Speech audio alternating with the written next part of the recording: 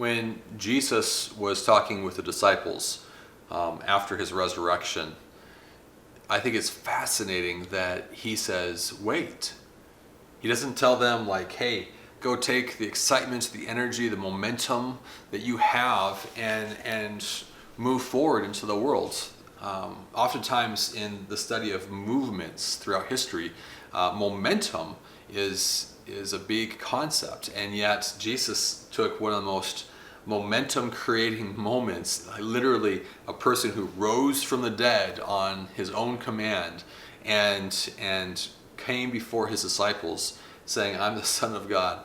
And he says, wait, to a group of teenagers and young adults who would have been the most open to really momentum creating type moments. And he just says, hey, just chill, just wait, just hold on until the excitement wanes and the energy dies, and just chill until the Holy Spirit comes. And what does Jesus say in Acts? He says, this is so that you can become my witnesses, so you can be my witnesses. That Jesus saw the baptism of the Holy Spirit more important than the momentum creating moment of his resurrection, more important than all of the things that they had learned up until that point, although the Holy Spirit would certainly utilize that. They needed him before they moved forward in any other way.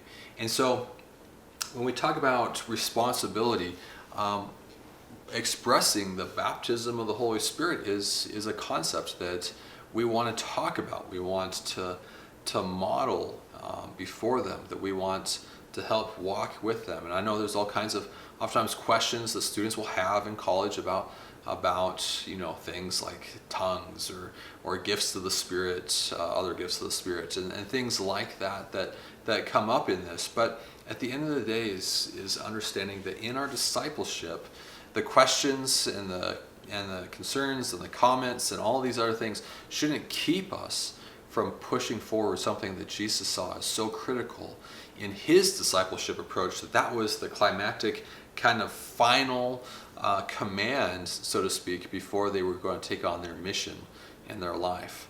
And so it should be ours too in our discipleship. And so don't shy away from the questions. Don't hold back on that, depending on who you have, fearing that they're going to think that pursuing after the baptism of the Holy Spirit is something to be shunned or rejected. But go there with them and help them wrestle with their questions and help them journey in their faith. Because in my own experience, I can say it was the baptism of the Holy Spirit that forever transformed my faith in a deeper way. And I can say for so many others that discipleship, I was just talking to a Chi Alpha director who some years ago said, I love that we get to do discipleship with the baptism of the Holy Spirit, with the work of the Holy Spirit in his work, in what he does, because without it, our teachings and our psychology and all the other things that are good and have their place, they're just not nearly as powerful as a transformative work. My friend on staff, Brent, talks about how just when someone experiences the baptism of the Holy Spirit, how much easier it is to essentially live out holiness and to fight through sin, because it's working with this empowerment of God to really confront the things in our lives that keep us from drawing closer to him. And it's not to say that someone who is on that journey or trying, who has never experienced that, is any less of a Christian. It's not at all.